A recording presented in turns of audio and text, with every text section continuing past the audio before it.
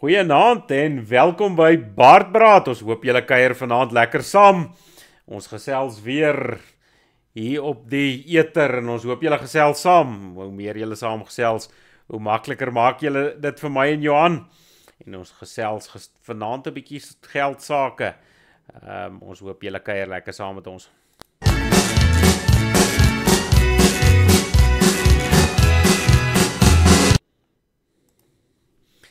Goeienaand Johan, hoe gaan dit daar in die Vrystaat? Alwyn, ja, aan die gang, dankie. Jy weet wat is die woord petrikor? Wat is dit? Nee, sê maar. As die eerste reën val en daai reuk slaan op, dit moes 'n baie kenmerkende reuk. Hulle noem dit petrikor. Dis glo een of ander bakterie wat ek weet nie reageer of iets in die grond wanneer hy sy eerste val, as dit nou lank droog was en daai reën val. En daai reuk noem hulle petrikor. Nou ons het daai reuk in die lug hier so voor die program so vlaaggie hier verby, net genoeg om lyk my daai bakterie te aktiveer om die reuk te kry. Dis nou nie reën nie, maar daar's daarom daai reuk wat hang in die lug en dit gee ou weer hoop man, so 'n bietjie reënryk so aan die begin van die seisoen. Johan, ek wens ek was so geseën dat ek daai reuk kon ruik. Ek ken nou nie daai groot woord nie, maar ek ken die reuk van reën. En daar's min dinge wat so lekker is. Al wanneer daai reuk lekkerder is op 'n vars bewerkte land, jy weet, dan sy op sy lekkerste. En dis interessant, daar's 'n paar sulke reuke wat ek wil amper sê kenmerkend mense, ek wil opgewonde is dalk nie die woord nie, maar sulke reuke. Die ander een is soos jy sê 'n land wat gewerk word, het 'n kenmerkende reuk. Dan natuurlik 'n skaapkraal. 'n Vark ook nie so erg nie, maar 'n skaapkraal se reuk. En dan natuurlik die reuk van buskruit. Dis als kenmerkende reuke wat ek dink op ons mense se sinese werk, wat ons gelukkig maak. Nou as jy nou op 'n dag al daai reuke gelyk het, dan het jy 'n goeie dag gehad. Nee Johan, dan is jou maand sommer goed. Dit is nie net 'n goeie dag nie. Ja, dis die waarheid, né? En dan wil ek sommer sê, ek sien die manne gesels al van vroeg af saam. Ek sien dit gaan sommer 'n lekker program wees, Naand aan Renier en Christo en hom Gideon. En Christo sê hy sê die reuk van 'n ander man se braai. Jy weet, dit ruik mos baie lekker so. Ja, nou ons bly hierso so aan die windkant van een van hierdie seker die bekendste hoender wegneem etes. En alhoewel ek nou nie vreeslik vir hulle ondersteun nie, as die wind nou reg waai en 'n man kom na 'n lang dag hier by die huis uitgestap, dan kan jy nogals daai hoendertjie ver ry. Maar ja, die braaivleisvure wen hom nog steeds. Maar ja, sulke reuke maak ou sommer ek wil amper sê lus vir homself te braai. Ja, nee, en ek sien hom Gideon sê daarso hy hoop die mense praat lekker saam vanaand. Ja, hom Gideon, ons hoop ook so. Verlede week was sommer 'n lekker program, Johan. Dis dan lekker as die mense saam gesels. Dan maak dit my jou werk baie makliker. Partykeer soos ek moet sê, ek moet dit nou erken hier vir die mense.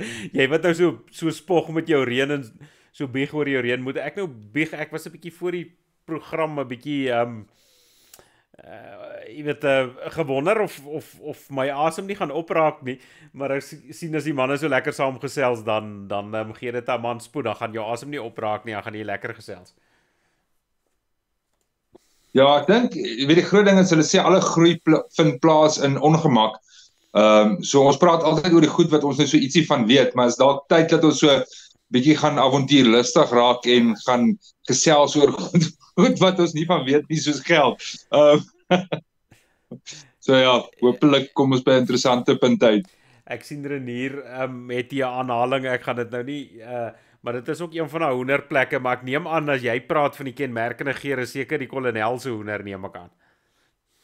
Ja, dis die ou ooms in. Ja, hy praat nou hier van 'n ander hoenderplek wat so 'n bekkig is met die advertensies en daai ding wat hy daar aanhaal. Onthou ook daai advertensie was ek dink dit was voor die internet, maar hy was vir 'n kort man, ek dink ek het hom een aand gesien op die TV en toe is hulle hom afgehaal die destydse sensuurraad, so hy het dit nie lank gehou nie, maar dit ek sien nou Renier lag lekker saam daar. Ja nee Renier, ek onthou daai advertensie.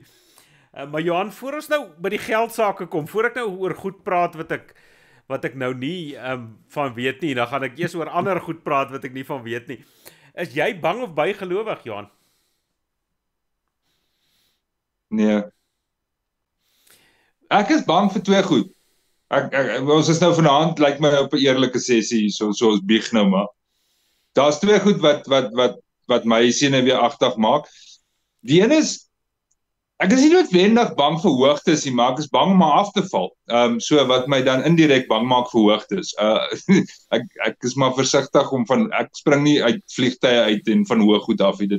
Daar's iets verkeerd aan dit. En die ander ding wat ek versigtig voor is 'n slang. Ek ken hulle nie goed genoeg om te weet hoe beweeg die ding nie. Ek weet hy's gevaarlik en hy het 'n skerp kant. Maar ek het te min met dit al in my lewe te doen gehad, so daai twee goed is ek versigtig voor. Maar bygelowig, ek glo nie, miskien is daar iets, maar nie sover ek weet nie. Ja nee Johan, ek is net bang om bang te wees, en dan spinnekoppe en slange tel nie, want dit is dis dus die dapper muis, ek kan besluit wat werk en wat werk nie. Maar so van bygelowig gepraat, ek sien nou vandag in die nuus, het ek nou maar so oor die draadloos geluister terwyl ek in die strate was. Nou sien ek almal is nou bang vir hierdie wet wat Tian se president nou gaan onderteken Vrydag. En toe ek nou heel toevallig vanmiddag hier sit met program voorbereiding, toe sien ek Vrydag is Vrydag die 13de.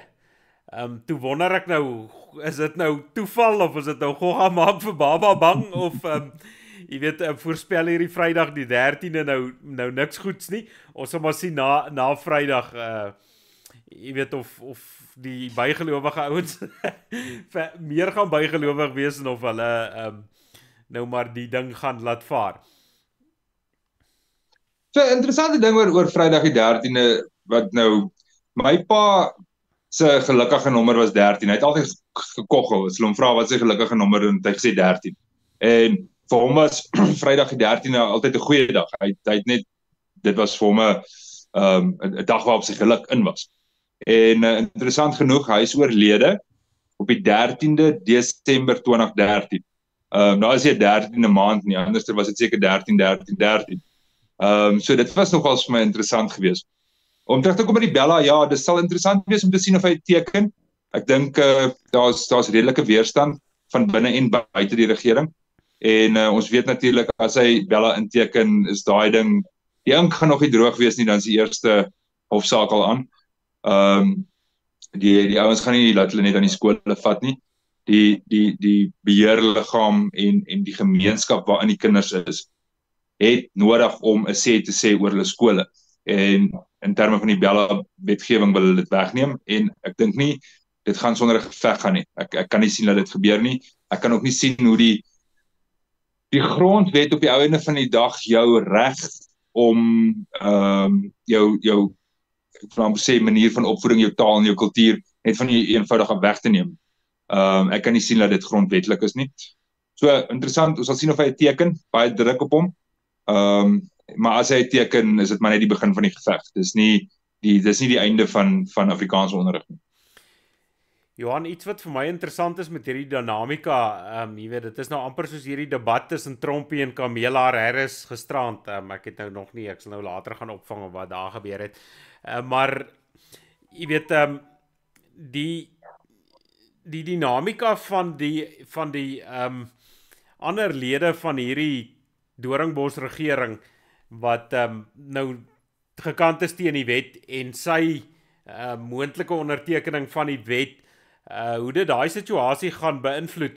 En ek gesels vandag so met my medepassasier terwyl ons rondry, maar hy is nou nie verskriklik noodwendig baie polities ingestel nie, maar jy weet, dink jy 'n klompie van daai nie aangestelde ministers gaan hulle ministerspos en hulle ministerspensioen en geld prys gee uit protest teen die ondertekening van 'n wet, of dink jy daai stoele is daarom nou baie sag op hierdie stadium?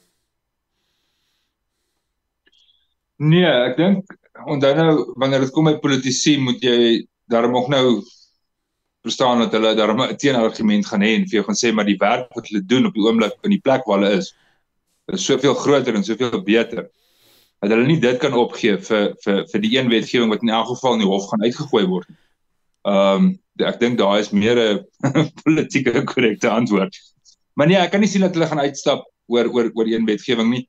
Hulle gaan dalk hulle protes aanteken en dit op skrif sit en al die klas van goed en hulle sal dalk help selfs om die wet teen te staan. Waar hulle kan en hoe hulle kan, maar ek kan nie sien dat ministers gaan uitstap bloot oor 'n wet wat in elk geval op die einde van die dag heel moontlik in die grondwet of gaan omgedop word. Johan, maar dit maak die gesprek nou meer interessant en ek hoor wat jy sê, maar ons weet die ANC deur 30 jaar se kyk hoe hulle 'n ding doen, stuur hulle vleer op en as daar te veel teenkanting is dan trek hulle hom so 'n bietjie in, laat hulle laat sakkie ding nooit, maar hulle trek hom so 'n paar meter in, tot die ouens weer gelukkig is en dan laat los hom weer vir 'n ruk. As hulle nou hierdie Bela wetgewing onderteken en daai ouens sê nee wat ons veg hom van binnekant af soos die nasionale party van destyds wat toe nou net verdwyn het in die niet. Maak dit dan nie die ANC se paadjie makliker na die NVG nie, die NGV, nasionale gesondheidsversekering. As hierdie ouens nou sien, ja, hierdie ouens beklei nie so baie oor die skole nie. Dan gaan sy penmos of sy potlood gou skerp gemaak word om daardie wet ook te onderteken. Is hulle nie besig nou hier met 'n spel binne 'n spel en hulle eintlik speel hulle die speletjie met ons lewens nie? Alwyn, het jy gesien wat was die ooreenkoms tussen die ANC en die res van die partye, veral die DA? Nee Johan, ek het nou nie verskriklik bekommerd gewees daaroor. Nee, ek ook nie. Nee, ek ook nie. En ek dink nie enige iemand het nie. So ek vermoed daai twee sake is lankal bespreek agter toe deure en hoe dit gehanteer gaan word en wie gaan ingee en wie gaan nie ingee nie en ek dink daar's klaar sekere besluite geneem rakende daai goed voordat die regering van nasionale eenheid in plek gekom het. Ek dink die DA weet dalk al klaar wat is die pad vorentoe en weer eens ek dink ons het al hieroor gepraat vir Cyril om nie sy kredietwaardigheid by sy span te verloor nie, gaan hy hierdie goed dalk teken en probeer, jy weet dan sy kant skoon want hy het beloof hy gaan dit doen. En dan is die tweede argument is okay, maar goed teken jy dit, maar ons gaan hom by die hof uitgooi. Hy kan nie geïmplementeer word nie. So dan is dit 'n wen-wen vir almal. So Cyril het gedoen wat hy gesê het, maar die het gedoen wat hulle gesê het, hulle het dit gekeer. En dit is al 'n spel man. Dis 'n spel wat politieke partye speel met miljoene rande en soos jy sê ons lewens sodat ons geïnteresseerd bly in wat hulle doen. Ek glo baie van hierdie besluite is klaar geneem. Johan, jy's 'n positiewe man. En dan moet ek daarom nou net sê voor ons nou verder gaan en eintlik vanaand se gesprek uitkom en ek sien hierdie hier's baie mense wat saam kyk en dan val hy so 'n bietjie en dan kyk daar weer 'n bietjie saam, so ek weet nie of hierdie rekenaar my beleg soos die politici nie.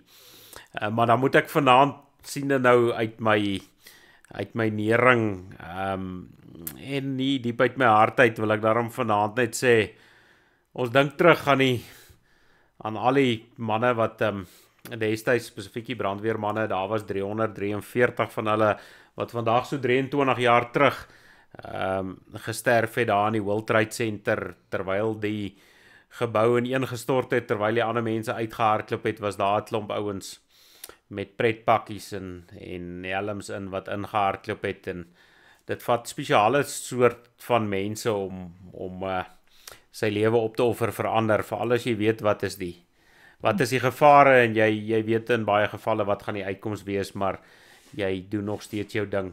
So ek wil vanaand net vir die ouens sê, julle is nie vergete nie. Ek weet nou nie hoeveel van julle sou Afrikaans verstaan het nie, maar ek is seker gebede word in enige taal verhoor en sterkte vir julle families. Dan sien ek nou so 'n artikel wat gepraat het van daar's nou amper net soveel soos wat dood is in hierdie tragedie, brandweermanne nou spesifiek is daar so 341 van hulle wat intussen ook oorlede is vanweë siektetoestande wat ontstaan is vanuit die insident, ouens wat daar was, die jy weet al die karsiogeniese, dink ek is die mooi naam daarvoor, stowwe wat hulle ingeasem het tydens die brand en die klas van dinge wat dan aan kankers en verskeie ander siektes dood is. So vir die manne wat die hoogste offers betaal het, ons boere hier in die suidpunt van Afrika is dankbaar vir julle manne daar, en ons hoop dat julle kaliber manne in die wêreld nooit minder sal word nie. Julle is die manne wat die teer mekaar wêreld aan die gang hou. Skus Johan, ek moes net daai stukkie Hilde blyk daarom net hier uit my hart uit opdra. Kan ek jou vra? Seker. Dink jy brandweermanne en vrouens, ek neem aan as vrouens ook,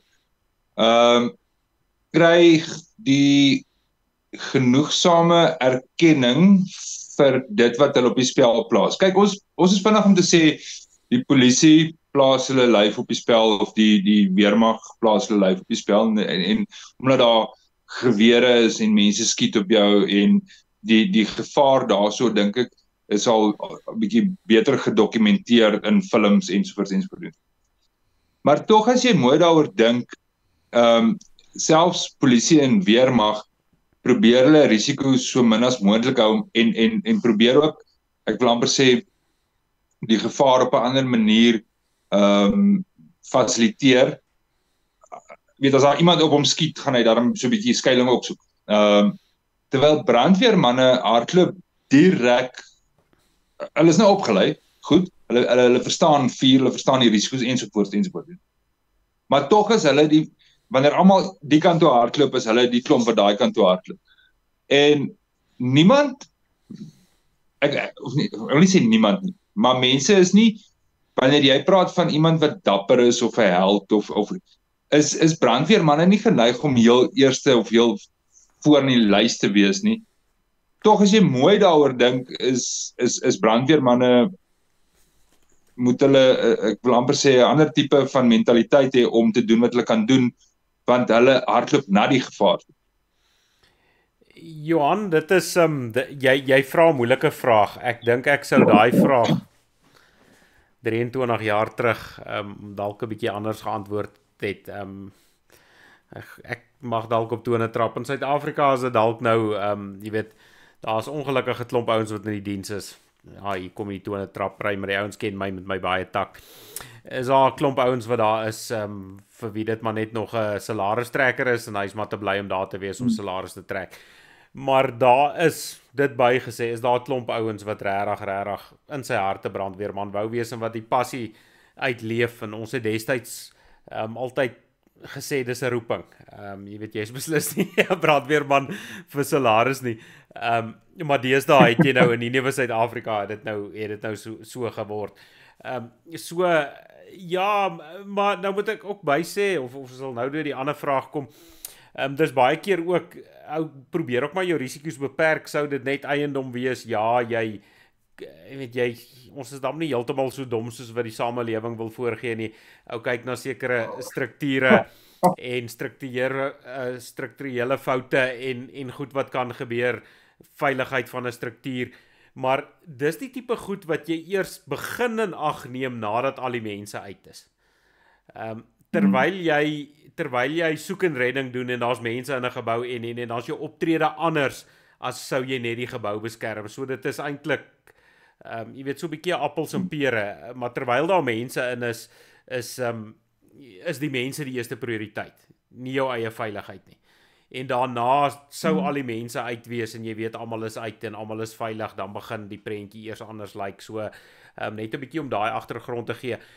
Johan, ja, in Suid-Afrika het ek nou al, selfs destyds toe die mense nog trots was en jy met 'n brandweerwa wat op 'n by 'n brand aangekom het met pype wat nie lek nie en wat wel 'n politoer gehad het in die laaste dag of 3, en dinge gewerk het soos hulle gewerk het, was ons al een keer verby 'n ma wat terwyl ons klop brandweermanne daar staan berisp die ma kind en vertel, dis wat jy gaan word as jy nie eendag leer nie. Jy weet, en mense wat terwyl jy op 'n grasbrand is, nie wil hê jy moet by sy buitekraan water drink nie. Jy weet, so jy kry dit. In Amerika is dit 'n totaal ander prentjie. Daar dra die mense die brandweermanne op die hande. Ons het nou ek het die voorreg gehad om te weet 'n bietjie interaksie te hê met van die brandweermanne in Amerika wat hier kom draai het. Ek was nou nie daar nie, maar as die ouens fisies by 'n restaurant instap en die ouens vind uit hy's 'n brandweerman, jy weet, dan sal hulle partykeer afslag kry of een van die ander ouens in die restaurant as die ou wil betaal, sê hulle moenie bekommerd wees nie, iemand anders het betaal en jy weet so daar word die ouens regtig op die hande gedra.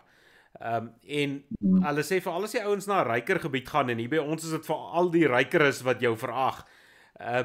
Maar jy weet die brandweermanne daar kry ook maar nie reuse se salarisse nie, so hulle sê hulle sal nou in die goedkoper areas wat hulle nou bly wat hulle kan bekostig, maar jy weet selfs as hulle interaksie het met die ryker gebiede dra die ouens hulle op hulle hande.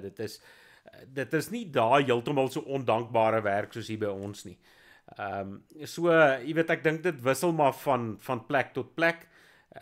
Soos ek sê in Suid-Afrika dink ek nie die ouens kry noodwendig dit wat hulle verdien nie, maar deesdae as mens party van die ouens kyk dan ek wat selfs 'n ou brandweerman is wonder oor party van die ouetjies vandag. So ja, dit nou so tong in die kies gesê. Nee, is interessant. Ek jy weet dis een van daai goed van jy weet niks van 'n brandweerman tot die dag dat iets brand en jy hom nodig het nie. Ja, dis een van daai situasies. Johan, wat nogal interessant was, ons het destyds ons brand en ambulans saam gedoen, so jy was opgelei as 'n paramedikus, daar's nou verskillende vlakke van die goede, en as 'n brandweerman, en dat as jy op die rooi lorry daar uitkom, dan hanteer hierdie ouens jou as die kat jou ingedra word. Môre kom jy by dieselfde ou met 'n wa met rooi ligte, wit wa met 'n bed agterin en dan dink jy ou jy's die slimste ou wat die aarde bewandel en dan jy dieselfde ou wat gister op die rooi lorry was, jy weet, so dit was vir my altyd snaaks dat die ouens baie bewondering het vir die ou op die ambulans, maar die ou op die brandweer waar hy is die dom ou en bitter min mense het besef maar dis dieselfde ou, jy weet, nogal snaaks.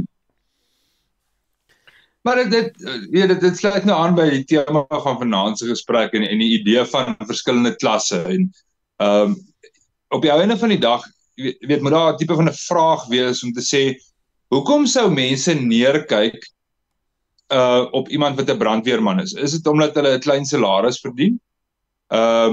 Of kyk jy neer op hom omdat hy gevaarlike werk doen wat jou lewe gaan red? Ek kan nie dink enige iemand se logiese argument is ek gaan neerkyk op iemand wat moontlik my lewe of my eiendom kan red nie. So dit kan nie dit wees nie. Jy weet, wat is die rede hoekom jy neerkyk, hoekom jy nie by iemand se grasperk mag water drink omdat jy brandweerman is nie? Wat sou dit wees? En daar's baie sulke beroepe waarop mense neerkyk. Jy weet, nou dis die volgende vraag, het dit direk te doen met wat hulle verdien? Want die werk wat hulle doen is goeie werk. So hoekom sal jy as gevolg van daai werk, is daar iets anderster wat mense ek wil amper sê hierdie klasse ding laat sien? Johan, ek dink dis meer 'n klas ding en hulle sien die brandweermanne en die ambulansmanne as die armgatte, kom ons sê dit nou maar so. En ek het dit ook ervaar op 'n ander manier, toe ek nou nog 'n dom brandweerman was.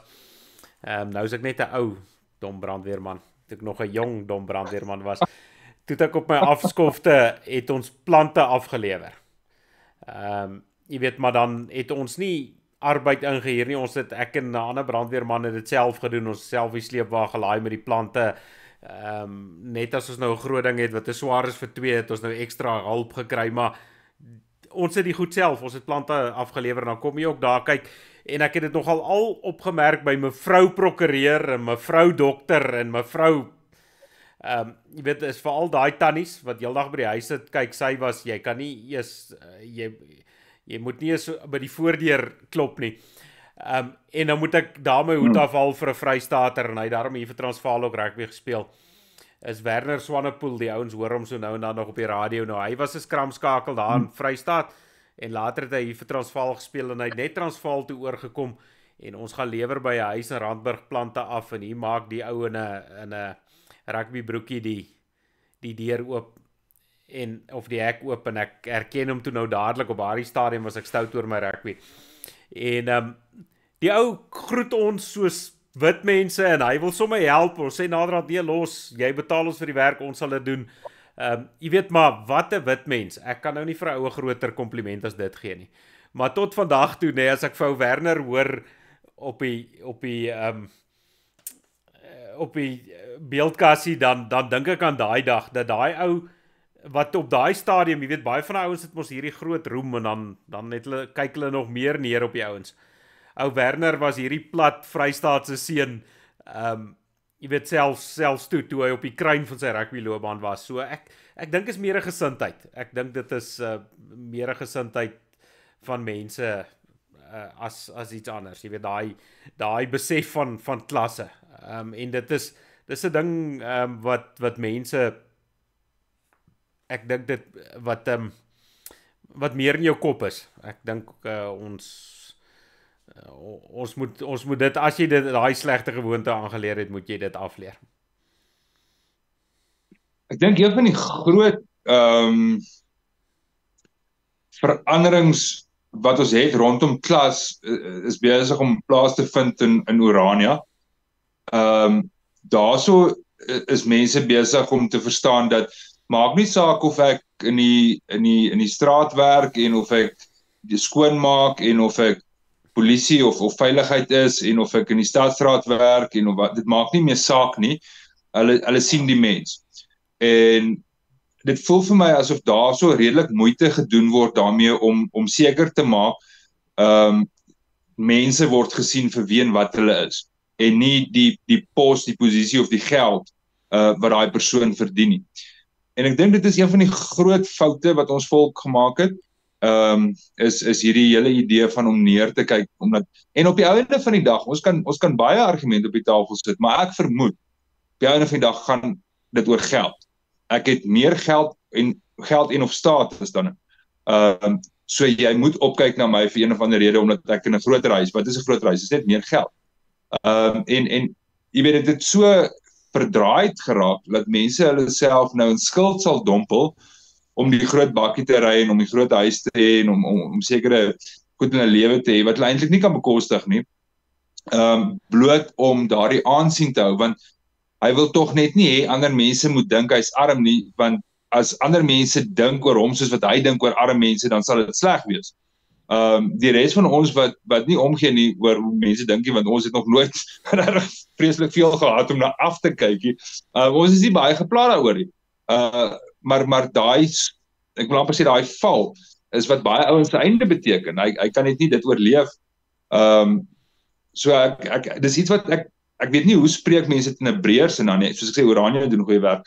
Maar dis iets wat ek verpes, is hierdie klasse ding. Sien 'n man raak vir wat hy man is en wat hy doen, of sien 'n vrou raak vir wat sy is en wat sy doen. Nie vir die geld wat hulle het op die kar wat hulle ry nie. Ek sien Johan sê dis omdat hy nie 'n graad het nie. Mense beskou dit as handearbeid. Ja, Johan, ek spot altyd so oor die dom brandweermanne, maar baie van die manne loop met dit is nou nie 'n graadstudie nie. Ek dink die Stellenbosch het gepraat van hulle wil 'n graadstudie. Ek weet nie hoe ver is hy nou al in plek nie. Die jonger manne sal nou seker beter as ek weet, maar daar's baie manne wat 'n tegniese jy weet by Technikon 'n kwalifikasie het wat 'n nasionale diploma of 'n nasionale hoërdiploma het. So die ouens is nie heeltemal so dom nie. Die feit dat die ouens nie grade het nie is maar net omdat daar nie 'n graadkursus beskikbaar is in Suid-Afrika nie, maar ek moet sê ek het daarom al 'n paar briljante ouens wat brandweermanne was. En glo my, as jy 'n bietjie na chemie kyk en jy kyk na ons praat nou maar van hazmat insidente, jy weet gevaarlike stowwe, chemikalieë en die klas van goed.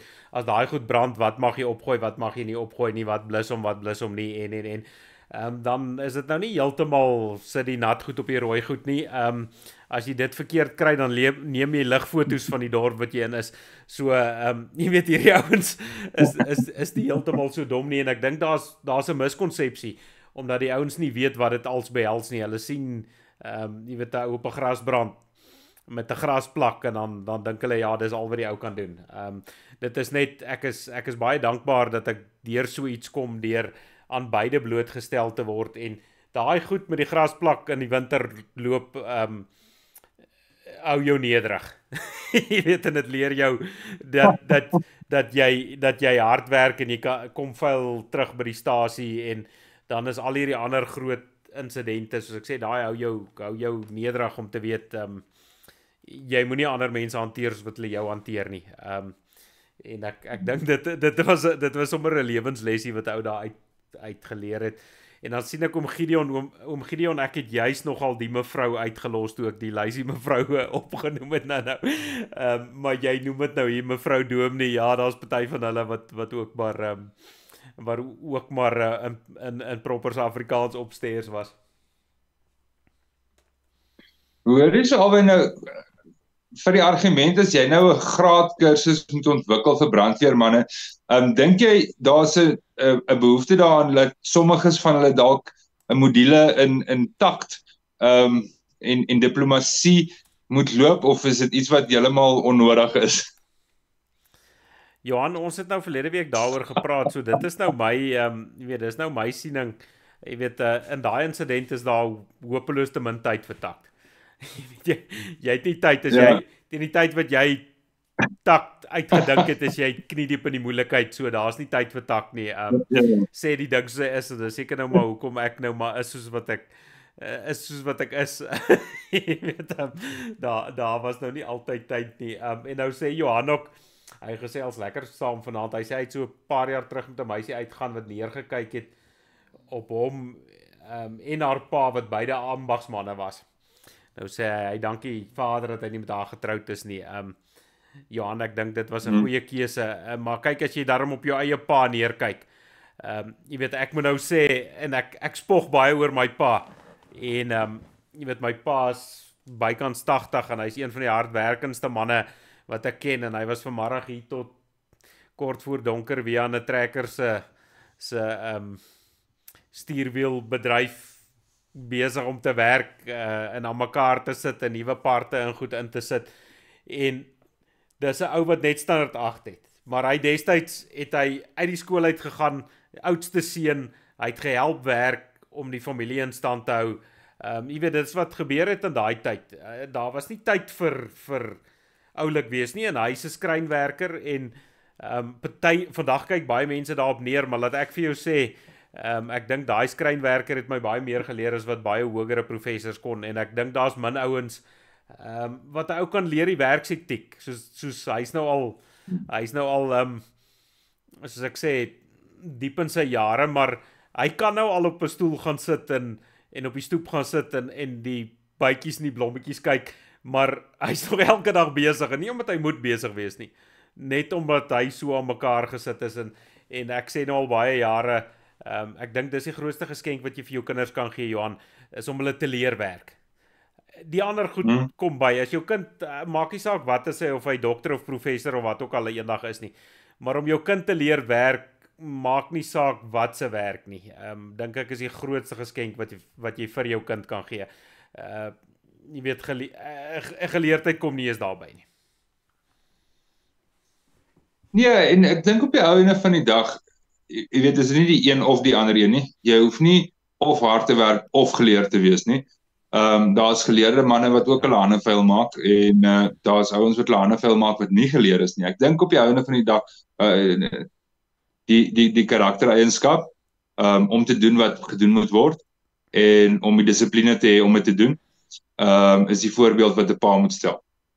En as jy neerkyk op enige iemand wat hard werk, dan is die fout nie by daai persoon nie, is by jou. Ek is iemand wat bitter vinnig ongelukkig raak daaroor as mense snedige opmerkings het oor mense wat hard werk. Jy weet die ironie van dit is, en ons kom nou nog nie uit by die gesprek wat ons wou gehad het nie, maar net dalk 'n raakpunt daaraan. As jy gaan kyk in baie maatskappye, die ouens wat die hardste werk, die ouens wat eintlik die lewensaar is van 'n besigheid, is van die ouens wat die kleinste salarisse kry. Terwyl baie van die ouens wat niks doen nie en dag na dag op die golfbaan deurbring, meer geld kry as wat hulle weet wat om mee te doen. Is jou ouens wat die harde werk doen, kry swaar. En dit is daar vir my ook iets waar ek wonder. Jy weet, is dit ek is versigtig om die term regverdig te gebruik, want mense interpreteer dit soos hulle wil. Maar ons moet dit daarom net vir mekaar eerlik wees en sê, maar baie van hierdie ouens in hoë posisies sal vrek as hy 'n dag so hard moet werk soos vir die mense wat op daai vloere werk. Maar wanneer dit kom by vergoeding in die klas van goed, is hulle die eerste ouens wat van ontslaag geraak word, of wat gesien word as 'n uitgawe, of wat eintlik 'n las gesien word op 'n besigheid. Johan, ons sal nou terugkom na hierdie kommentare toe die ouens gesels so lekker saam, en dan raak ons nou weer, vat ons baie afdraaipaadjies, maar ek dink jy het nou 'n goeie inleiding gegee tot die gesprek 'n halfuur verder, wat ons eintlik oor vanaand wou, of wat eintlik die tema was. En die interessante gesprek handel daar rondom dat is jou salaris, die geld wat jy verdien, moet dit 'n geheim wees? Is dit jou geheim? Is jou salaris net jou geheim en jy weet wat jy verdien en dit het met niemand anders by die werk of die ander ouens by die werk enigiets uit te waai nie? Of jy weet, moet almal by die werk weet wat die res verdien? En jy weet, is dit gesond dat almal noodwendig weet wat almal verdien? So ons sal graag wil hoor wat is die volk se mening daaroor. Johan, ek weet jy het nou gesê jy so 'n bietjie draadsitter wat dit aanbetref. So wat is jou gevoel hieroor? Ek geniet die debat, ek geniet die gesprek rondom dit, want albei kante maak sterk argumente. Ek dink vir baie lank was dit die algemene norm gewees om te sê, weet wat, jou salaris het niks met niemand uit te waai nie, jy mag vir niemand sê nie, dis alles konfidensieel, dis net 'n paar mense in die besigheid wat weet wie verdien wat. So dis die wêreld waaruit ons kom. En jy weet, dit is so gedoen sodat mense nie kan jaloers wees op mekaar nie, en laat mense nie, weet, snaaks dink, en daar is 'n klomp goeie redes daarvoor. Die ander argument is, of die ander kant van die argument is om te sê, maar hoekom moet ons geheim? Waaroor is wie skaam? Dit wat jy verdien, jy weet, in vergelyking met iemand anderste, kan net 'n probleem wees as dit uit verhouding uit is. Met ander woorde, as ek en jy dieselfde werk doen, en jy verdien heel wat meer as ek, neem in ag dat mense met langer diensjare meer verhogings gehad het, ensovoorts. So daai kant van die argument vra, maar maak dit oop en sê, jy weet, daar's tipe van posvlakke, en daai posvlak verdien soveel, en ons weet almal wat in daai posvlak daai werk doen, verdien dieselfde, sodat hou nou nie, jy weet, mense kry wat dieselfde werk doen, maar die een verdien amper dubbel wat die ander een verdien nie. Want hoe regverdig jy dit? En jy weet, nog 'n, ek wil amper sê, ander nagevolg van dit, sal wees, as jy dit oopmaak, gaan mense kan sien wat se besighede sorg vir hulle mense. Kom ons sê, daar's 3 of 4 groot besighede wat dieselfde tipe van ding doen. As salarisse bekend was, sou jy duidelik kon sien watter besigheid, ek wil amper sê, help meer of sorg meer of vergoed hulle mense beter, en dit sal vir hulle 'n gesonde voorsprong wees, want almal gaan skielik daar wil werk, want die salarisse is hoër, en in die proses gaan die ander maatskappye beter na hulle mense moet kyk. Jy weet, ons sit in 'n moeilike situasie, en ek wil vandag verwys na hierdie hele debat oor minimumlone. Ons is in 'n hoek geverf, so baie besighede, die oomblik as minimumlone opgaan, dan het dit 'n direkte impak op hulle, en hulle weet nie hoe hulle kan oorleef nie, hulle moet mense laat gaan en dis meer, en ek verstaan dit, maar in dieselfde gesprek, jy weet, bitter min mense kan op 'n minimumloon oorleef. So, jy weet, daar's ek wil amper sê 'n moeilike fondasie vir die res van hierdie debat. Maar wat wel sal uitkom is om te sê, ouens in posisies wat triple en 5 en 10 keer meer verdien as die mense wat aan hom rapporteer, bloot omdat hy een of ander pos het, of dat hy iemand ken in die besigheid. Jy weet, mense sal begin vra daaroor. Sê maar, is dit regtig kan jy dit in terme van die besigheid regverdig dat hierdie ou soveel meer verdien as die ou op die posvlak onder hom. Maar die mense kry swaar aan die onderkant. So is vir my 'n ongelooflike interessante debat. Ek het nog nie kant gekies nie. Ek moet sê ek verstaan altyd die groepe se argument. Maar is die eerste keer dat ek sien mense vra vir so iets. Johan, wat nou vir my interessant is, en ek sal nou uitkom na wat jy nou daar gesê het, want ek het nou 'n vraagie ook wat nou ontstaan het, maar ek het nou jare terug was ek nou maar ook 'n amptenaar gewees, jy weet, 'n munisipale amptenaar, maar ons kon nou nie heeltemal onder 'n boom gaan lê nie. Ons moes brandweerwaans se wielepolle toer as daar niks anders was nie, of skoon brandweerwaans nog skoner maak en die klas van goed. Maar in munisipaliteite het jy sekere posvlakke gehad en die brandweer waar ek nou gewerk het sekere range gehad, so jy het binne 'n rang, soos jy sê, was nou 'n sekere posvlak gewees en dan het jy nou 3 of 4 kerwe gehad daar binne, so almal op 'n posvlak was in daai kerf iewers betaal. Jy weet, as jy nou nie in die pos is, kon jy nou bietjie, maar as jy op die top van die kerf was jy nou maar die top van die kerf, en dan jy weet, baie van ons ouens het nou maar daar vasgehaak naderhand toe die dienste nou soos advokaatropere geword het.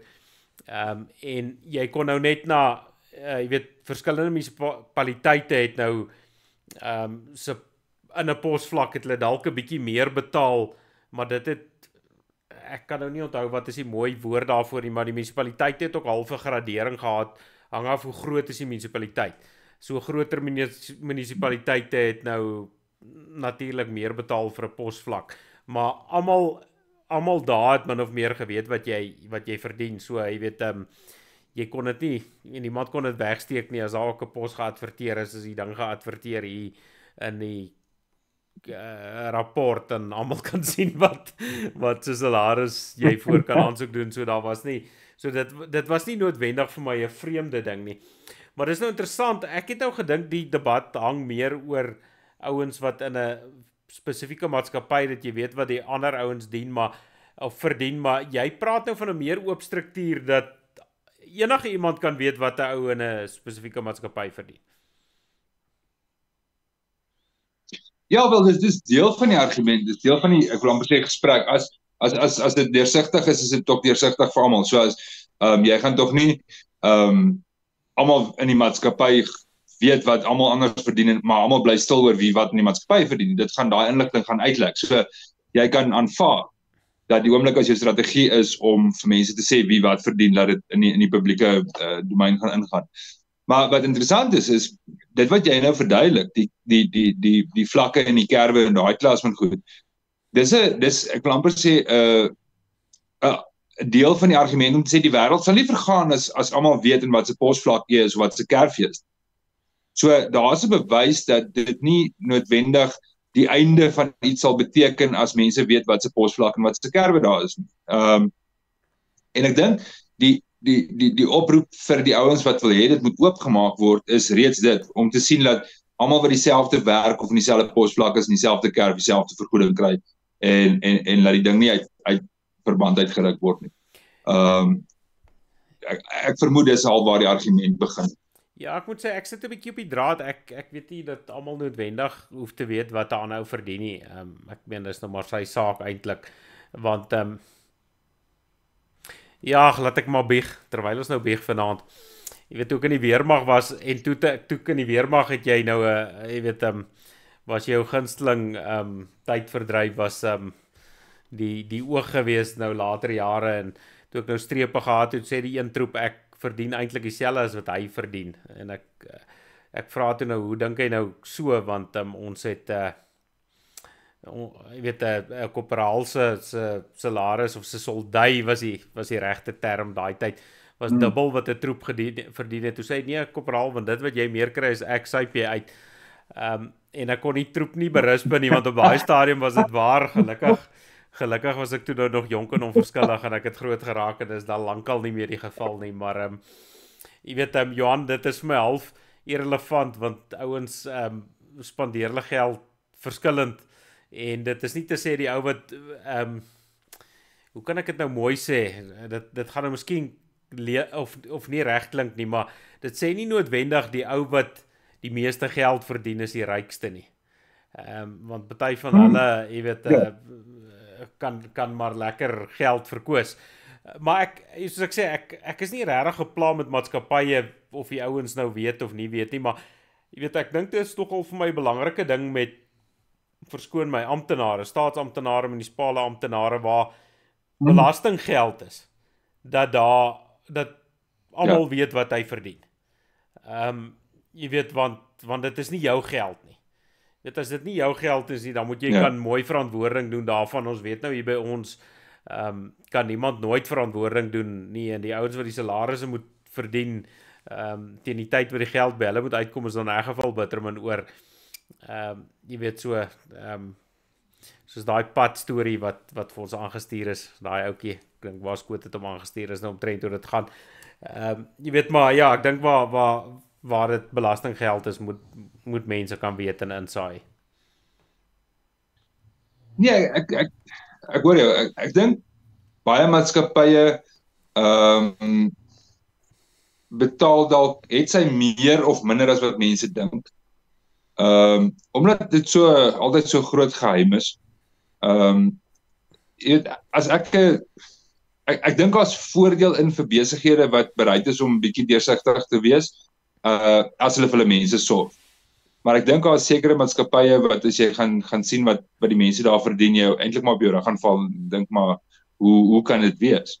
En dan, jy weet, jy het nou gesê, dit beteken nie noodwendig as jy baie geld verdien, jy is ryker nie. Dit is absoluut so. Jou eie finansiële bestuur het 'n groot rol daar te speel. Maar ook met besighede. Ek is oortuig daarvan dat daar besighede is wat hulle mense so, ek wil amper sê, 'n goeie omgewing gee en blootstelling en geleenthede en 'n klomp ander goed bied, dat die salarisse dalk nie noodwendig die hoogste in die sektor is nie, maar dat die omgewing waarin hulle werk so bevredigend is dat hulle bereid is om vir minder geld daar te werk, want dit is 'n beter leefstyl vir hulle. Dit pas meer by hulle voel meer betrokke of deel van, of hulle kan meer groei, of wat ook al die geval mag wees. So ek dink nie noodwendig as besighede deursigtig is dat die ou met die hoogste salaris gaan wen nie. Maar dit vat die ruimte weg vir ek wil amper sê onreëlmatighede om plaas te vind. Ek dink nou hierso Andries, jy gee nou natuurlik hier weg dat jy hopeloos te eerlik is vir die nuwe Suid-Afrika. Want Andries sê, is dit maar net 'n regte geheim want die ontnemer van inkomste weet alles, jy weet, die belastinggader. Maar ek moet sê, Johan, dit is dan nie die waarheid nie. As jy nou sien, hierdie ouens wat die koeltebome patrolleer, jy weet, wat jy nou, jy weet, daai belastinggader weet nie van daai nie, en deesdae sien jy dit by baie van die munisipale amptenare, as jy hom nou ietsie ekstra gee, dan gaan hy nou sy werk doen, want sy salaris nou meer is wat jou salaris is, moet jy hom daarom nog ietsie gee, sodat hy sy werk kan doen. Jy weet, Afrika se maniere wat nou maar uitkom.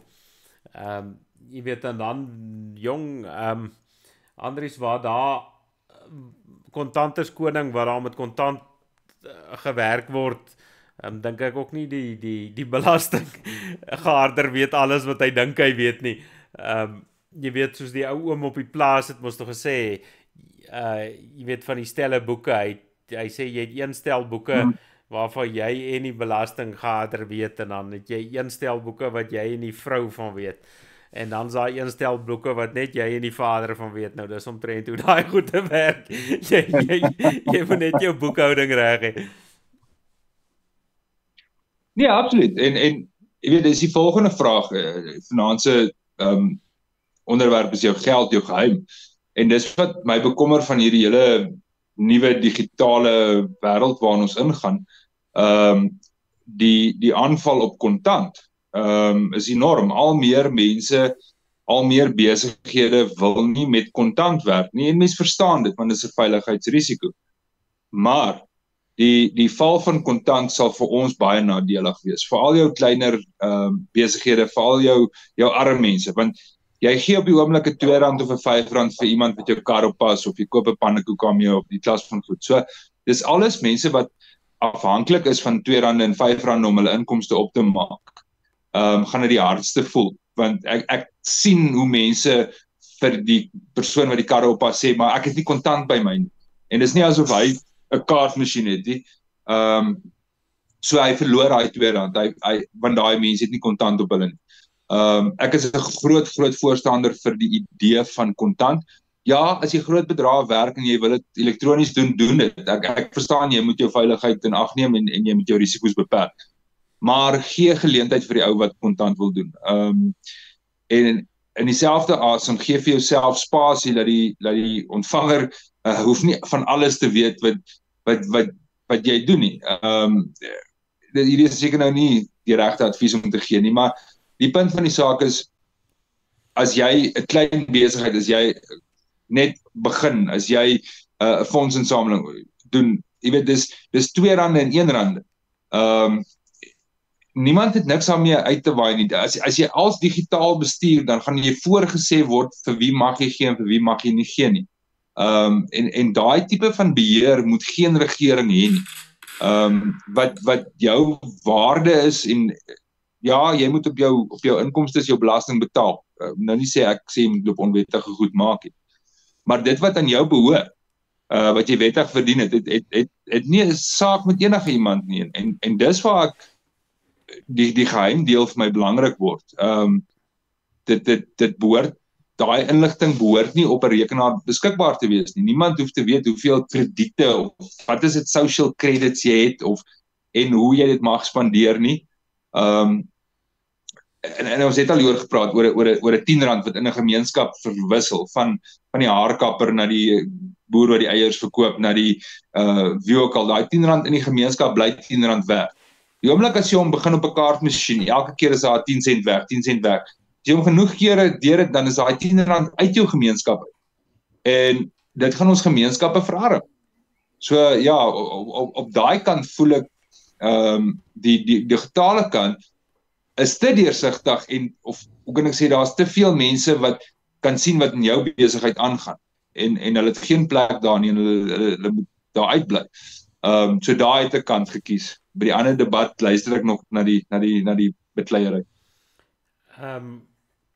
Johannes, kies jy het nou die voorbeeld gebruik wat ek nou juis wou noem van die R10 wat elke keer of wat wegraak naderhand en hy land in die bankbasis se sakke, want dis alles bankkostes en transaksiekostes wat elke keer afgaan en daai R10 is nou nie meer R10 vir die ou wat die R10 kry nie. En dit is 'n groot, jy weet, dit is vir my 'n baie groot bekommernis. Maar ek gaan nou, want hier's 'n paar interessante kommentare, maar nou hoor ek dit en ek is 'n ou wat ook maar lief is vir om met kontant te werk, maar ek sien in die besigheid wat ons doen, jy weet, 'n paar jaar terug het ouens jou nogal in kontant betaal, maar jou kontantbetalings raak al minder. Jy weet, by almal, niemand wil meer kontant nie, maar is dit nou nie maar hierdie, as ek sien nie by ons, hoe rof dit raak, ek sien, hier was nou weer 'n paar lelike insidente in Randfontein en omgewing. My broer wat hierdie naweek hier was, van 'n ander plek af sê, dit werk nou deesdae so, as iemand vra wat, jy weet, moet ek iets bring vir 'n braai, dan sê hy, ja, bring jou vuurwapens saam. Jy weet, dis nou omtrent hoe dit in Suid-Afrika gaan, maar, of in Randfontein gaan, maar, weet, is dit nie maar die rede hoekom baie ouens, ek weet, ons het nou maar gepraat, 'n klompie jare terug het ons gepraat van begrafnisbeeste, het 'n ou nou maar diere gesmou so van die plot af en jy het die kontant en goed mee gewerk, maar dit is iets wat ons totaal opgehou het, juis die feit dat jy nie meer kontant wil hê nie. Jy kan nie groot hoeveelhede kontant in 'n kluis aanhou by jou perseel nie. Dit is net deesdae te onveilig. Jy weet, sodra iemand snif in die neus kry daarvan, word jy geteiken. En ek dink, alhoewel ek ook sê, of soos jy 'n groot voorstander van kontant is, dink ek dit ontneem baie mense kontant. Niemand wil meer kontant hou nie, want die risiko is te groot. Jy weet, jy word geroof op straat of wat ook al en dan is jou kontant, verskoon my daarmee heen. Maar ek sien daar in Pretoria is die om Bux Barnard se woorde te gebruik, die metropolisie pandoers wat nou sommer daar jy weet hulle weet mense het nie meer kontant by hulle nie, maar as hulle nou jou aftrek in die aand as jy nou uit was en hulle vermoed net dat jy dalk 'n drankie of wat, hulle kom sommer nou met kaartmasjiene daarin, jy of bankbesonderhede en digitale oorplaas, ek nou nie kaartmasjiene nie, maar hulle gee sommer bankbesonderhede en sê plaas gou geld oor. Jy weet hulle is ook nou nie meer tevrede met die kontant nie. Die skelm ouens het ook al digitaal gegaan. Ja, nee, ek dink as twee argumente. Die eerste een is absoluut wanneer dit kom by veiligheid, en ons weet veiligheid is 'n probleem, kontant is 'n risiko. So vir al groot bedrae in die klas van goed, dit maak net meer sin om elektronies te doen. En daarom is daar 'n fasiliteit vir dit. Daarmee het ek nie 'n probleem nie. Ek het nie 'n probleem in die feit dat die digitale funksie daar is nie. My probleem is wanneer jy sê, jy weet, jou buurman wat jy ken, wat nou nie by jou gaan steel nie, kom koop 6 eiers en dan moet hy nou elektronies vir jou R6 oorbetaal. Jy weet, daai tipe van ding. Jy hoor wat ek sê. Ek keer net vir die idee dat daar niks meer spasie gelaat word vir kontant nie. Want dis die klein ouetjies wat gaan seer kry. Die groot ouens gee nie om nie. Maar die klein ouetjies is die ouens wat die pak gaan vat. Ek het nogal eendag 'n interessante gesprek gehoor van Dawie Rood. En dit is nou weer die ander kant van die sy. Van kom ons noem dit nou maar digitale geld, maar dit is nou meer wat noem mense hierdie ander geld wat nie geld is nie, die goed is soos Bitcoin en die klas van goede. Crypto, ja, dankie Johan, daar help jy my ook nou reg hierso later die aand kan ek nie eens meer die groot woorde onthou nie. Maar jy weet ou Dawie se argument was hoekom gebruik ons almal nie crypto nie en hierso knipoog Orania, kry dit van die grond af. As mense crypto geld eenheid begin wat almal meer vertroud is en almal het vertroue in die geld, want geld is ook maar, dit beteken behoorlik as niemand vertrou het in 'n geldeenheid nie. Maar 'n crypto geldeenheid waar mense begin in handel dryf, so hulle is jy weet, want daar's vertroue in die stelsel, soos ek iets by jou koop, betaal ek jou met kriptiese geld, maar die regering het nie sy kloutjies daarin nie, die regering kan nie noodwendig die transaksies volg nie, so die regering kan nie hulle vuil kloutjies kry op transaksies wat daardeur gedoen word nie, want die regering is tog in beheer van 'n geldeenheid van 'n land, hy beheer die rentekoerse en alles wat daarmee te saamgaan, en hy in die belastinggeld eintlik is in baie gevalle meer steel 'n beter voorbeeld daarvan, want van daai belastinggeld word nie aangewend soos wat dit moet nie. Ek dink as in elke land die belastinggeld aangewend word waar dit regtig nodig is en alles daarvoor aangewend word, sou mense in elk geval baie minder belasting betaal. Maar ek sien nou, jy weet, een voorbeeld hier by ons is ek het dit al voorheen genoem, hierdie bandbelasting. Ek moes nou so maande wat terug nuwe bande op my voertuig sit en ek het amper op my rug geval hoeveel duurder dit geraak het as die vorige keer. Dit was R1000 'n band meer as die vorige keer toe ek bande opgesit het.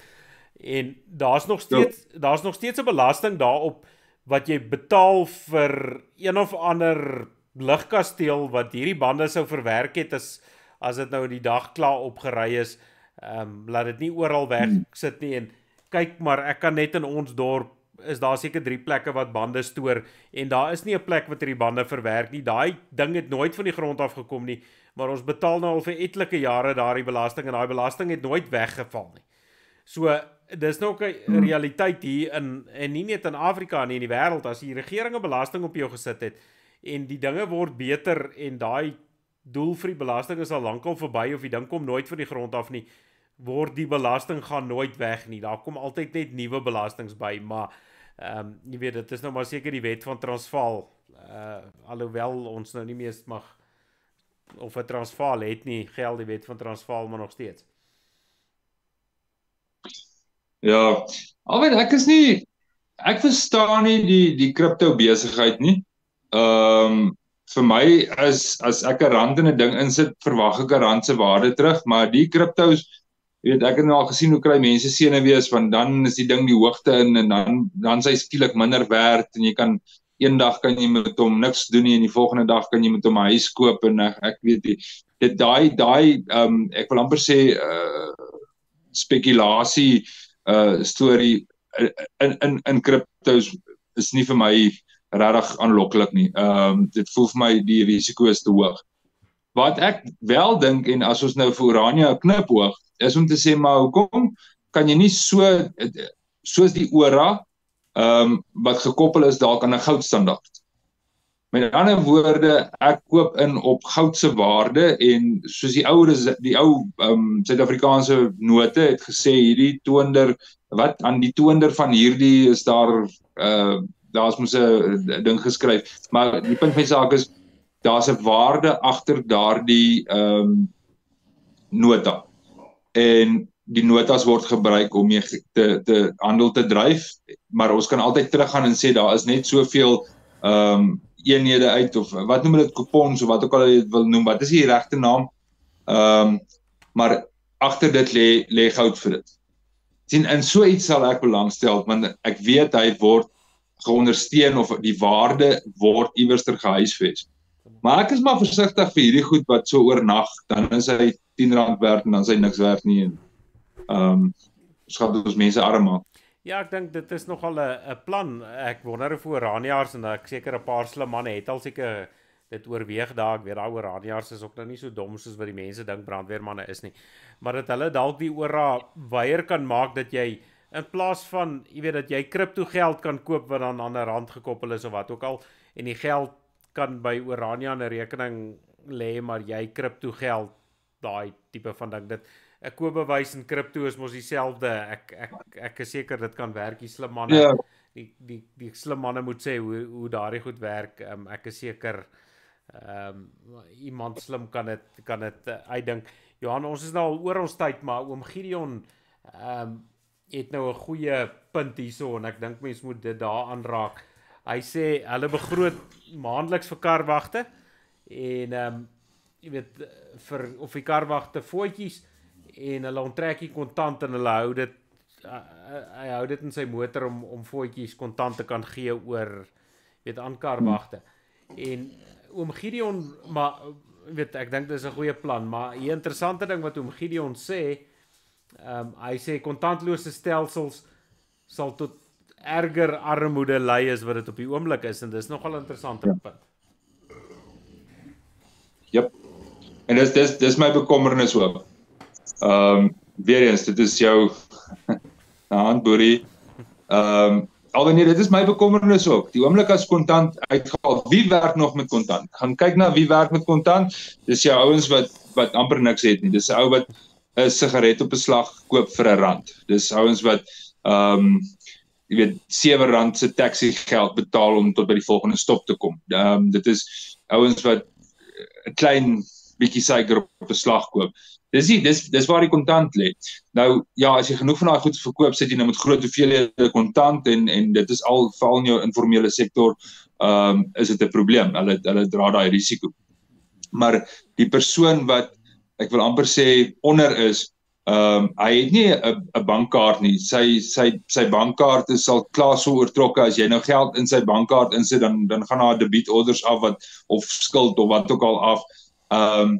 So hy geen beweegspasie nie. Hy kan niks anders ter doen nie.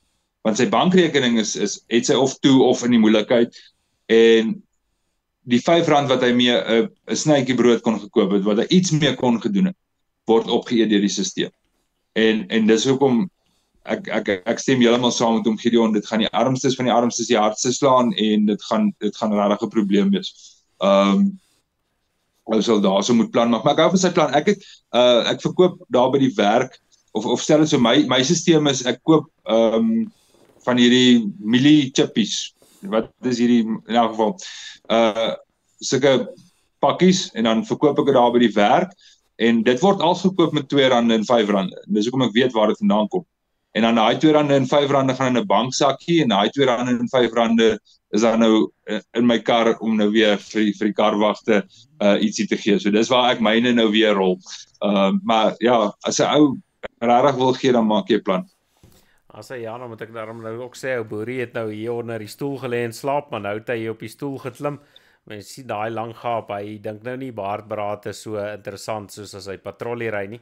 So boerie sê ook maar net na hand vir die volk. Hy het nou twee goed gekry waaroor hy nou in die aande uit sy normale roetine is en die een is patrollie ry en die ander een is baardberaad aande, jy weet dan en dan is hy nou uit sy uit sy ding is uit nou sit hy daar asof hy die program kan lei, lyk of hy baie ingenome is. Johan, jy het nou gesê ons moet vir Boerie sy eie kanaal gee, maar die probleem is met Boerie sê nie veel nie. Dit maak 'n kanaal moeilik. Ja, ek het meer gedink aan soos 'n wat is Instagram? Wat is daai? Dit is mos meer foto's. Dan kan jy hom oralster afneem. Jy weet, Boerie voor die poskantoor. Nee, ons het nie meer poskantore nie. Boerie voor Eskom, ons het ook nie meer dit nie. So al die plekke wat jy gewerk het of so iets, jy weet, jy kan 'n hele reeks maak. Ja, nee, kyk Johan, ons sal dit los vir as die geelgriepbees slaan, ons het baie tyd vir sulke goed. Anders gaan dit maar moet wag, maar Johan, dankie. Ons het nou vanaand alweer is nou een van daai goed. Ek moet sê ons het nou baie afdraaipaadjies eintlik in die begin gevat voor ons by ons draad uitgekom het.